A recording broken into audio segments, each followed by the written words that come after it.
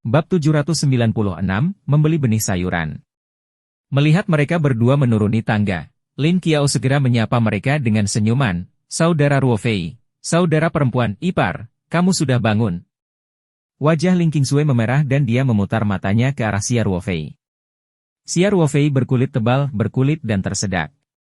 Qiao aku akan mengirim adikmu, mertuamu kembali ke kota. Aku akan makan sesuatu di luar saja nanti. Jangan tunggu aku makan malam. Oh, aku tahu, kata Lin Qiao. Kemudian, dia melihat ke arah Ling Qingsui dan bertanya, kakak ipar, jangan terburu-buru untuk kembali.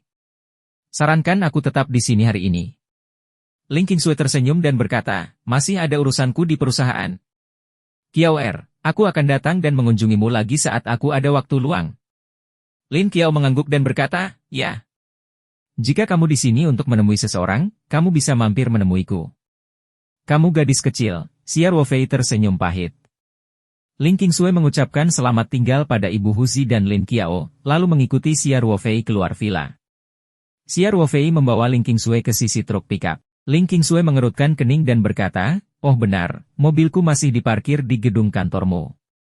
Xia Ruofei tersenyum dan merangkul bahu Ling Qingsui. Lemparkan saja ke sana. Hubungi saya ketika Anda punya waktu luang dalam 2 hari. Aku akan pergi ke kota untuk menjemputmu, lalu kamu bisa pulang sendiri. Ling Qingsui memandang Xia Ruofei dengan setengah tersenyum dan berkata, kamu mencoba bermain kotor lagi, kan? Xia Ruofei mendengus, ya. Lingkungan kantor memang lebih bagus daripada kamar tidur. Istriku, menurutku lingkungan kebun di belakang gunung lebih bagus lagi. Lain kali kenapa tidak? Wajah Ling Qingsui memucat. Dia menutup telinganya dan berkata, bajingan. Aku tidak mau mendengarkan, aku tidak mau mendengarkan. Xia Ruofei tertawa terbahak-bahak, membuka pintu mobil, dan masuk. Ling Qingsui kemudian memutar matanya ke arah Xia Ruofei dan berjalan ke sisi mobil lain. Xia Ruofei mengantar Ling Qingsui kembali ke kota. Dia ingin mengirimnya pulang secara langsung, tetapi Ling Qingsui melihat masih ada waktu. Jadi dia membiarkan Xia Ruofei mengirimnya kembali ke perusahaan. Dia memiliki urusan mendesak yang harus diselesaikan hari ini, dan kemudian dia akan pulang bersama Ling Xiaotian. Setelah menurunkan Ling Qingsui di kantor pusat FNB Lingji, Xia Ruofei tidak turun dari ponsel. Dia menyamakan tangan dengan Ling Qingsui di dalam mobil dan melihatnya berjalan ke dalam gedung. Kemudian, Xia Ruofei mengeluarkan ponselnya dan menghubungi nomor Feng Rao. Telepon berdering 2 kali sebelum Feng Jing mengangkatnya. Ketua. Suaranya tampak sedikit bergetar, dan dia tampak sedikit bingung. Xia Ruofei bertanya dengan rasa ingin tahu, CEO Feng, apakah Anda merasa tidak enak badan? Suaramu terdengar aneh. Feng Rao berpikir dalam hati, orang inilah yang bertingkah tidak masuk akal, aku tidak mengupingnya. Mengapa saya harus merasa bersalah? Dengan pemikiran itu, suara Feng Jing kembali normal. Oh, aku baik-baik saja. Ketua, ada apa? Xia Ruofei merasa sedikit aneh, tapi dia tidak tahu apa yang salah, jadi dia memutuskan untuk tidak memikirkannya. Tadi pagi kau bilang kalau masalah benih harus segera diselesaikan, tanyanya. Apakah Cao Tua sudah menghitung jumlah yang dibutuhkan? Oh. Dia mengirimkannya padaku begitu dia sampai di kantor sore ini. Feng Rao berkata, dia mungkin juga cemas. Kalau begitu kirimkan padaku, kata Xia Ruofei. Dia berpikir sejenak dan berkata, jika Anda tidak memiliki versi elektronik, ambil saja fotonya dan kirimkan ke WeChat saya. Baiklah, katanya. Kata Feng Ke. Kamu baik-baik saja. Xia Ruofei mau tidak mau bertanya. Apa yang kamu bicarakan? Apa yang bisa terjadi padaku? Feng Jing tidak bisa menahan diri untuk tidak mengeluh pada dirinya sendiri. Dia kemudian melanjutkan, bukankah kamu baru saja melihatku pagi ini? Untung kamu baik-baik saja. Xia Ruofei berkata, terima kasih. Kirimkan padaku segera. Karena Feng Jing tidak ingin mengatakan apapun, Xia Ruofei tidak bertanya lebih jauh. Bagaimanapun, dia adalah seorang gadis. Bagaimana jika dia merasa sedikit tidak enak badan karena kerabatnya? Akan menjadi canggung jika dia menanyakan terlalu banyak pertanyaan. Baiklah, katanya. Tidak lama setelah dia menutup telepon Xia Ruofei berdering dengan notifikasi WeChat. Feng Rao telah mengiriminya formulir persyaratan benih yang dibuat oleh Cao Tieshu. Xia Ruofei membalas dengan emoji tangan gemetar di WeChat. Kemudian, dia membuka daftar kontaknya dan menghubungi nomor manajer perusahaan benih tersebut. Ia sering membeli benih dari perusahaan benih dalam jumlah banyak, sehingga ia dianggap sebagai pelanggan besar perusahaan benih tersebut. Dia telah bertukar informasi kontak dengan manajer. Xia Ruofei memberitahu manajer tentang benih yang ingin dia beli dan memberitahu perkiraan jumlahnya. Kebetulan perusahaan benih kemarin baru menerima benih dalam jumlah banyak, sehingga persediaan melimpah. Ketika manajer mendengar bahwa Xia Ruofei ingin membeli benih dalam jumlah besar, dia sangat senang dan sangat antusias.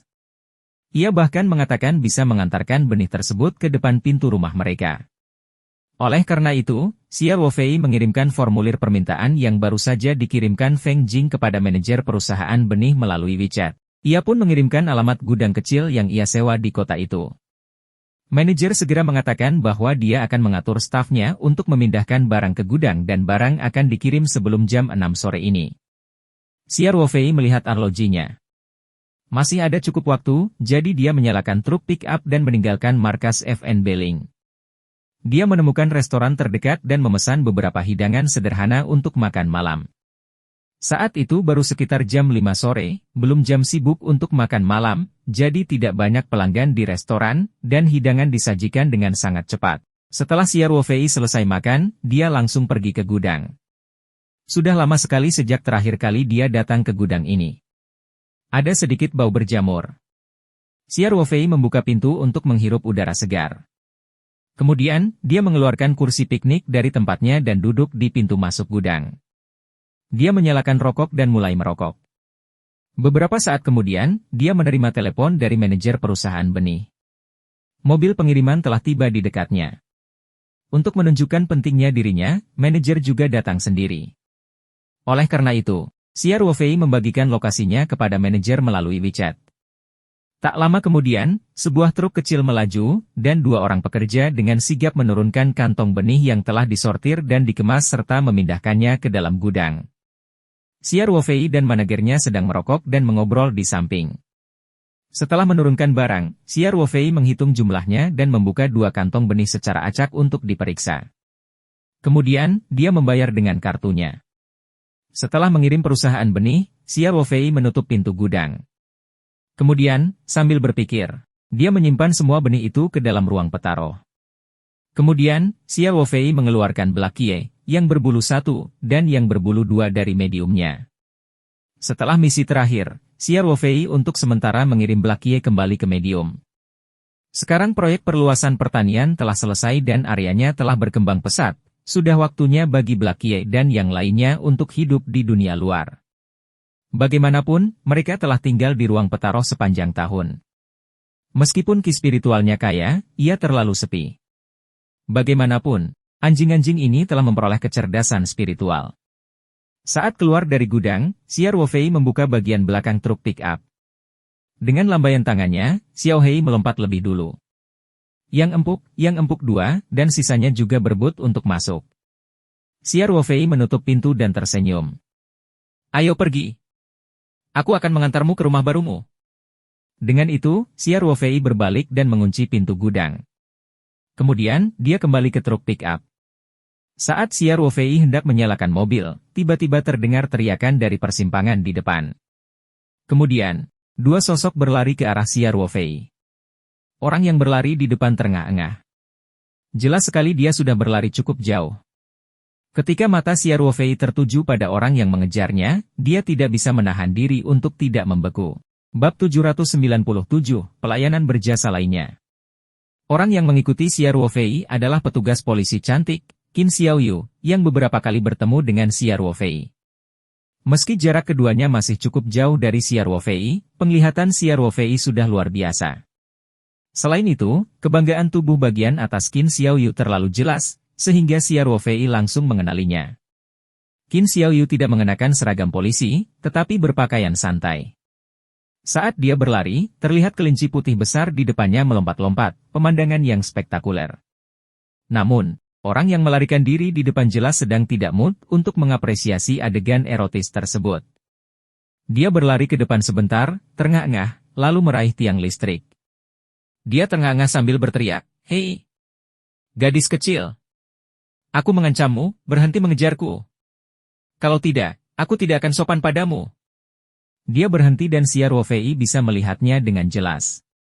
Pelarian tersebut berusia sekitar 35 atau 36 tahun dan terlihat cukup kuat. Ada bekas luka pisau yang terlihat jelas di sudut matanya yang memanjang sampai ke pipinya, membuatnya terlihat sangat garang. Namun, dia seorang pria, tapi dia tidak bisa berlari lebih cepat dari wanita seperti Qin Xiaoyu. Xia Ruofei tidak bisa tidak membencinya. Rupanya pria ini kuat di luar tetapi lemah di dalam, tubuhnya sangat lemah.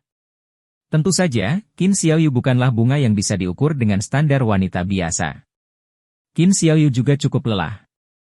Melihat orang di depannya berhenti berlari, dia pun melambat, terengah-engah sambil berjalan ke arah orang tersebut dan berkata, "Jika kamu memiliki kemampuan, larilah. Bahkan jika kamu lari sampai ke ujung bumi, aku masih bisa mendapatkanmu kembali." Kata-katanya penuh ambiguitas, seolah-olah ada pasangan yang sedang menggoda. Xia Ruofei tidak bisa menahan tawa. Meski jaraknya masih belasan meter, pendengarannya jauh lebih baik dari pendengaran orang kebanyakan. Percakapan keduanya terdengar jelas olehnya. Qin Xiaoyu cukup bangga pada dirinya sendiri sekarang. Dia sedang beristirahat hari ini dan berbelanja sendirian, tapi dia tidak menyangka akan bertemu Scarface ini di pintu masuk pusat hiburan terdekat. Qin Xiaoyu merasa bahwa Scarface ini tampak agak familiar. Seolah-olah dia adalah tersangka pembunuhan dalam laporan investigasi yang dikirim oleh Biro beberapa waktu lalu. Sumber konten ini Nov, L.B.I.N. Akibatnya, polisi wanita cantik yang sedang tidak bertugas dan memiliki rasa keadilan ini segera maju ke depan untuk melihat lebih dekat, namun ia tidak menyangka pria yang membayangkan bekas luka itu justru akan berbalik dan pergi saat melihat seseorang mendekatinya. Qin Xiaoyu tidak mau mempercepat langkahnya. Tapi saat dia berjalan cepat, pria berwajah bekas luka itu berjalan lebih cepat lagi. Dengan cara ini, ia segera berevolusi menjadi pria berwajah bekas luka yang berlari di depan dan Qin Xiaoyu mengejar di belakang. Qin Xiaoyu sedang mengejar, dia melihat bahwa Scarface sangat bersalah, dia bahkan lebih yakin bahwa ada sesuatu yang salah dengan orang ini, jadi tentu saja dia tidak akan menyerah. Begitu saja, mereka berdua, satu berlari dan satu lagi mengejar, tanpa sadar sampai di dekat gudang yang disewa Xia Ruofei. Tidak banyak rumah di kawasan ini, kebanyakan berupa gudang, tempat parkir dan lain sebagainya, serta hanya sedikit orang yang datang dan pergi. Melihat bahwa dia tidak bisa menyingkirkan Qin Xiaoyu, pria berwajah bekas luka itu berhenti begitu saja. Scarface memelototi Qin Xiaoyu dengan jahat dan bertanya, "Mengapa kamu mengejarku? Apakah dia merindukan seorang pria?" "Gadis kecil, kamu terlalu berani." Qin Xiaoyu mendengus dingin dan berkata, "Hentikan omong kosong itu. Jika Anda tidak memiliki hati nurani yang bersalah, mengapa Anda lari? Izinkan saya bertanya, siapa nama Anda dan dari mana asal Anda? Keluarkan identitasmu." Scarface mengerutkan bibirnya dan berkata, "Cantik, bukankah kamu terlalu usil? Apa hubungan identitas saya dengan Anda? Mungkinkah kamu juga seorang saudara perempuan polisi?" Qin Xiaoyu perlahan mendekati Scarface, mengeluarkan lencana polisinya dan menunjukkannya kepada Scarface, berkata dengan serius, "Wakil Kapten Tim Pertama Unit Investigasi Kriminal Biro Kota Qin Xiaoyu. Saya curiga Anda ada hubungannya dengan kasus pembunuhan yang disengaja. Silakan kembali bersama saya ke Biro Keamanan Umum untuk penyelidikan." Scarface masih mesum sekarang, tapi setelah melihat lencana polisi Qin Xiaoyu, jejak keganasan muncul di matanya. Namun, itu hanya sekejap. Saat punggungnya menghadap Xia Ruofei yang sedang duduk di kursi pengemudi truk pick-up, bahkan Xia Ruofei tidak menyadarinya. Scarface menyembunyikan emosinya dengan sangat baik. Dia berpura-pura dianiaya dan takut dan berkata, "Petugas, Anda boleh makan apapun yang Anda mau, tapi Anda tidak bisa mengatakan apapun yang Anda mau. Saya hanya terlihat sedikit galak, betapa beraninya saya membunuh orang. Jangan salahkan orang baik." Lalu, Scarface memasukkan tangannya ke dalam sakunya dan bergumam, "Kamu hanya ingin memeriksa identitasku, kan? Aku akan memberikannya padamu." Qin Xiaoyu masih menatap dingin pada Scarface yang mencurigakan ini, tetapi pada saat yang sama, dia juga sangat waspada. Tentu saja dia masih sangat percaya diri. Meskipun Scarface ini kuat dan sehat, jika dia benar-benar bertarung, dia, bunga tuan yang memenangkan tempat ketiga dalam kompetisi seni bela diri campuran Universitas Keamanan Publik Rakyat Tiongkok, tidak akan takut. Perlu diketahui bahwa kompetisi sanda Universitas Keamanan Publik Rakyat Tiongkok tidak membeda-bedakan laki-laki dan perempuan. Qin Xiaoyu mampu mendapatkan tempat ketiga, yang berarti dia masih sangat kuat. Ini juga merupakan keberanian dari yang terampil. Namun, dia jelas salah perhitungan.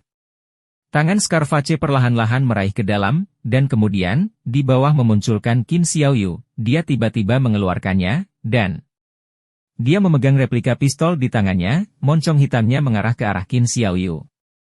Xia Ruofei, yang sedang duduk di dalam mobil dengan keinginan untuk menonton pertunjukan yang bagus, tiba-tiba duduk tegak. Hatinya ada di mulut. Qin Xiaoyu juga tercengang saat melihat pria melirik bekas luka itu tiba-tiba mengeluarkan pistol. Hari ini adalah hari liburnya, jadi dia tidak membawa perlengkapan polisi seperti pistol atau borgol. Bab 798, Pelayanan Berjasa Lainnya Bagian 2. Lebih penting lagi, laporan investigasi tidak menyebutkan bahwa pembunuhnya punya senjata.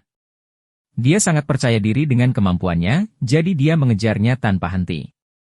Yang terburuknya adalah dia bahkan tidak punya waktu untuk menelepon kantor polisi untuk meminta bantuan. Terlebih lagi, tempat ini agak terpencil, jadi tidak ada yang mungkin lewat bahkan setelah setengah hari. Ketakutan Scarface yang pura-pura sudah lama hilang, dan sebaliknya ada senyuman ganas. Sepasang mata segitiganya menatap Qin Xiaoyu dan mencibir. Jadi itu benar-benar polisi. Kalian sangat gigih.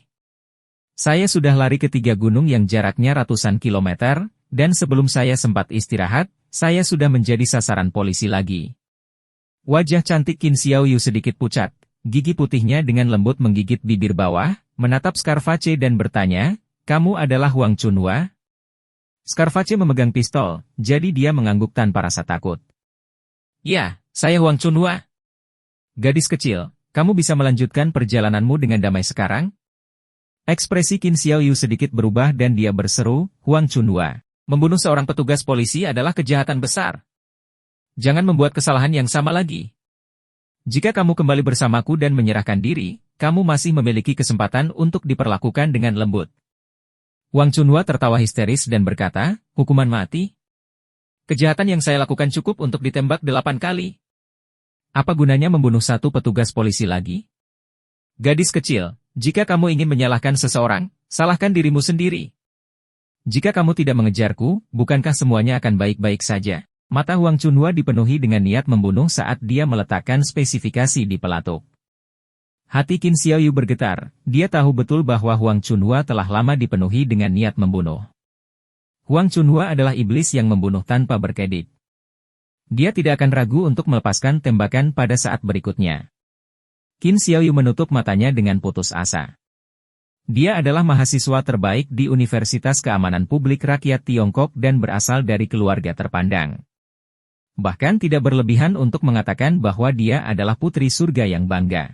Dia tidak menyangka bahwa dia akan mati di negeri asing ini pada usia yang begitu muda. Qin Xiaoyu tidak bisa menahan perasaan sedih. Namun, tidak ada suara tembakan. Sebaliknya, Qin Xiaoyu merasakan hembusan angin melewatinya, dan Huang Chunhua menjerit memilukan. Dia segera membuka matanya dan melihat seekor anjing hitam muncul entah dari mana. Ia menggigit tangan kanan Huang Chunhua yang memegang pistol. Huang Chunhua dibawa ke tanah oleh anjing itu, dan pistolnya jatuh ke tanah karena rasa sakit. Huang Chunhua menjerit dan berjuang sekuat tenaga. Anjing hitam menggigit pergelangan tangan Huang Chunhua dengan erat. Sepertinya ia telah menggigit dalam-dalam, dan tangan Huang Chunhua berlumuran darah. Qin Xiaoyu tercengang dengan kejadian yang tiba-tiba ini, tapi dia memang lulusan terbaik dari Universitas Keamanan Publik Rakyat Tiongkok, jadi dia segera sadar kembali. Qin Xiaoyu dengan cepat melangkah maju dan menendang pistolnya. Kemudian, dia menjambak rambut Huang Chunhua dan memukul arteri karotisnya dengan tangan kanannya. Huang Chunhua tiba-tiba diserang oleh anjing hitam dan masih dalam keadaan panik. Dia tidak sempat melakukan tindakan pencegahan apapun. Serangan Qin Xiaoyu berhasil dan dia menjatuhkan Huang Chunhua.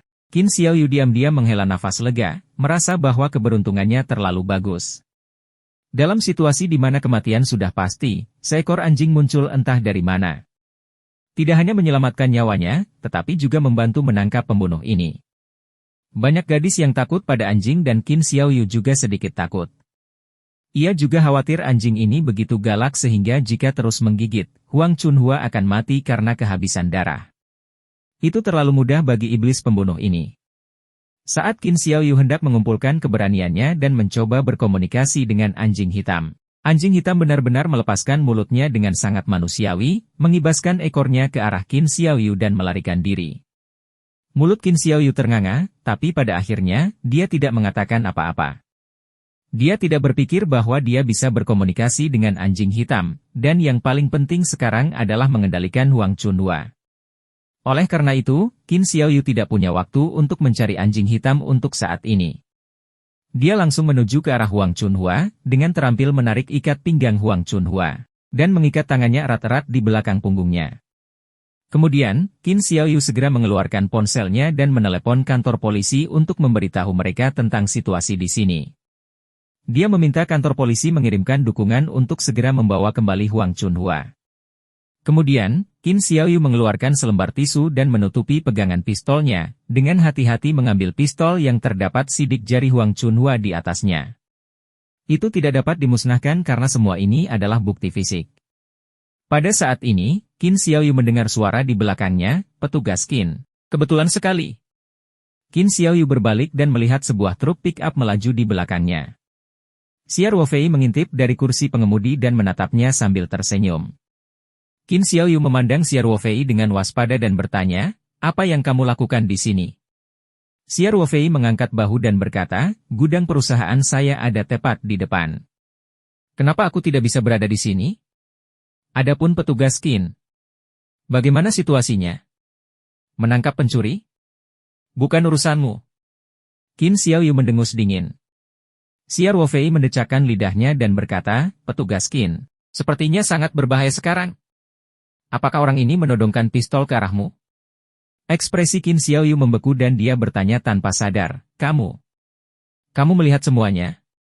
Kemudian Qin Xiaoyu kembali sadar dan segera berkata, "Mengapa kamu menanyakan begitu banyak pertanyaan ketika polisi sedang menangani suatu kasus? Jika tidak ada yang lain, cepat berangkat. Jangan biarkan aku menemukan bukti kamu melakukan kejahatan." Bab 799, Pelayanan Berjasa Lainnya Bagian 3. Xia Ruofei tertawa dan berkata, "Petugas Qin, Anda benar-benar membakar jembatan setelah seluruhnya. Aku baru saja menyadarkanmu. Blackie, datang dan sapa adik cantik ini." Xia Ruofei menambahkan.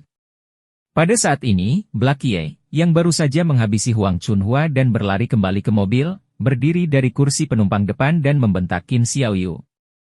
Mata Qin Xiaoyu terbuka lebar dan mulut terbuka lebar sehingga bola lampu bisa masuk ke dalamnya. Setelah beberapa lama, Qin Xiaoyu yang tertegun akhirnya sadar dan bertanya, Ini anjingmu?" Xia Ruofei mengangkat bahu dan berkata, "Tentu saja. Baru saja, saya melihat masalahnya tidak tepat, jadi saya mengirimkan si hitam kecil untuk membantu Anda." "Bagaimana itu? Bukankah Baki jauh lebih baik daripada anjing polisi di timmu?" Ekspresi Qin Xiaoyu sedikit rumit. Dia memandang hitam dan kemudian ke Xia Ruofei, dan akhirnya mengucapkan terima kasih dengan suara rendah. Petugas Qin adalah orang yang bisa dengan jelas membedakan antara kebaikan dan kebencian. Meskipun dia tidak senang dengan Xia Ruofei, Xia Ruofei telah banyak membantu kali ini dan bahkan menyelamatkan nyawanya. Dia tetap harus bersikap sopan. Xia Ruofei terkekeh dan bertanya, "Apa yang kamu katakan? Aku tidak bisa mendengarmu dengan jelas." Qin Xiaoyu tidak bisa menahan diri untuk tidak menatap tajam ke arah Xia Ruofei lagi. Dia merasa orang ini sangat menyebalkan. Dia jelas berterima kasih padanya sekarang, tapi sekarang dia ingin memberikan 2 pukulan. Akhirnya, Qin Xiaoyu berkata dengan keras, "Saya mengucapkan terima kasih." "Oh," Xia Ruofei berkata sambil tersenyum, "Sama-sama. Kami bekerja sama dengan polisi. Saya warga negara yang baik dan taat hukum, dan saya juga pemilik perusahaan swasta yang membayar pajak sesuai hukum." Qin Xiaoyu tidak bisa menahan diri untuk tidak memutar matanya. Dia ingin menegur Xia Ruofei, tetapi Xia Ruofei baru saja membantu jadi dia menahannya. "Petugas Qin, apakah Anda memerlukan bantuan?" Xia Ruofei bertanya lagi. Diperbarui dari novel Bein, Om. Qin Xiaoyu memandang Xia Ruofei dengan bingung dan bertanya, "Bantuan dengan apa?" Xia Ruofei berkonsultasi pada Huang Chunhua yang tidak sadarkan diri dan berkata, orang ini. Kamu tidak mungkin membawanya kembali, kan? Saya sudah meminta bantuan. Kata Qin Xiaoyu. Baik-baik saja maka. Xia Ruofei mengangkat bahu dan berkata, kalau begitu aku pergi dulu. Petugas Qin, harap tunggu. Dengan itu, Xia Ruofei menggeser persneling dan menginjak gas. Truk pickup mulai bergerak perlahan. Tunggu sebentar. Qin Xiaoyu memanggil lagi.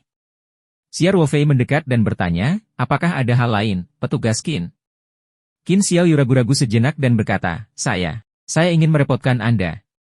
Untuk membantu saya mengirim tersangka ini ke kantor polisi. Qin Xiaoyu menganggap bahwa rekan-rekannya dari biro kota akan membutuhkan waktu untuk datang. Dia masih sedikit khawatir untuk mengawasi Huang Chunhua sendirian. Jika terjadi sesuatu selama ini, maka resikonya akan sia-sia. Qin Xiaoyu telah melihat keterampilan Xia Ruofei dan dengan bantuan Xia Ruofei dalam mengawal tersangka, pasti tidak akan ada masalah.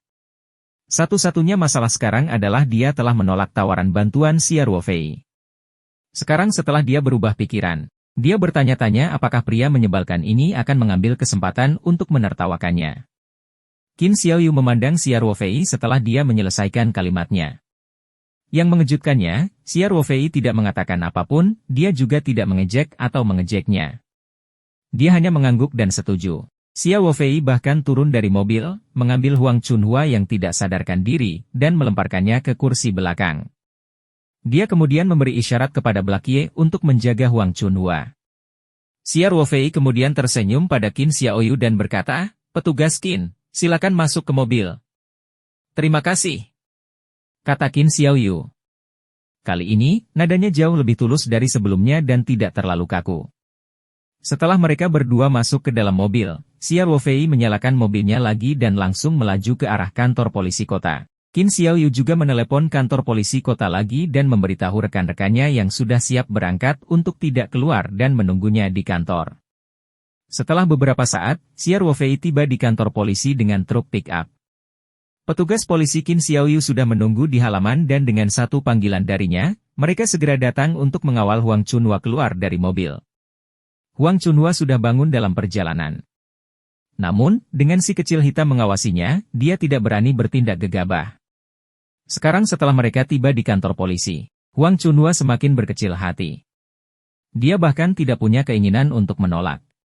Seorang petugas polisi berjalan ke pickup dan berkata kepada Xia Ruofei, Tuan, silakan ikut kami untuk membuat pernyataan.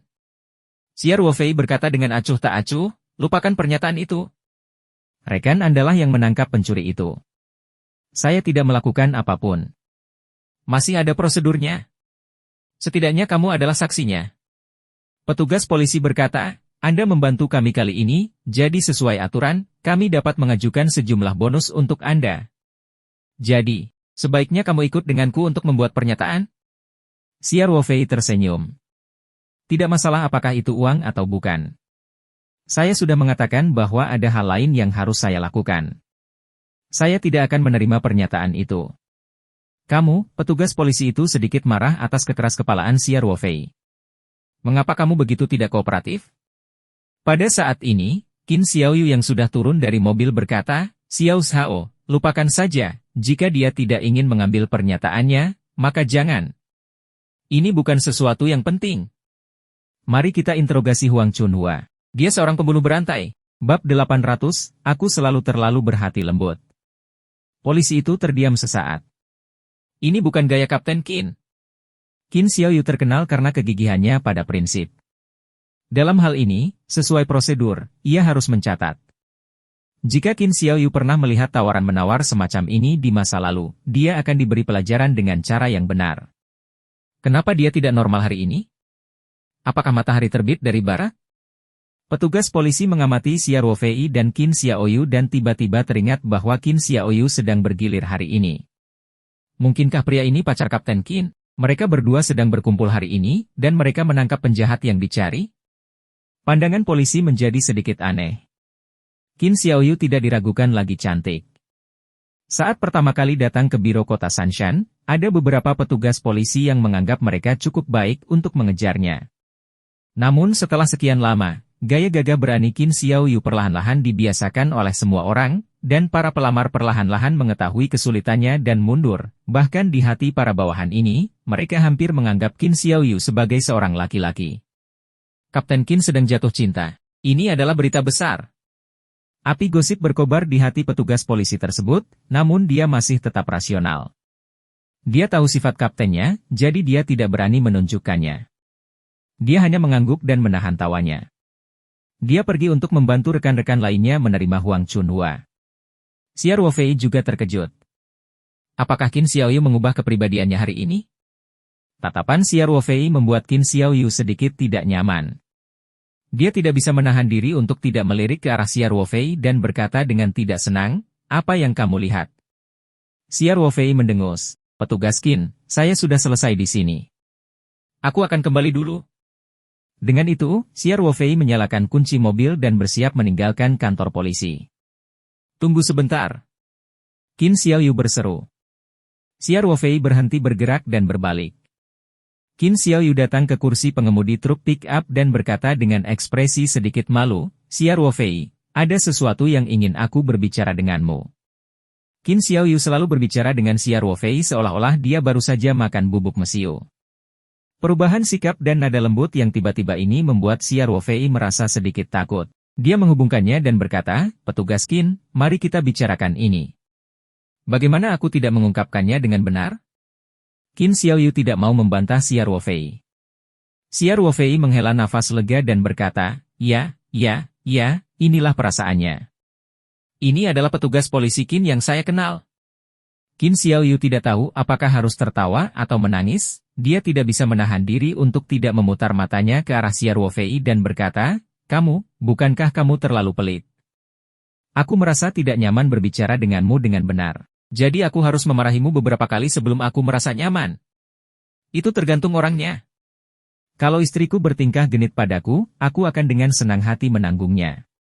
Adapun petugas Qin, Xia Ruofei menatap Qin Xiaoyu dan tersenyum tanpa mengucapkan sisa kalimatnya.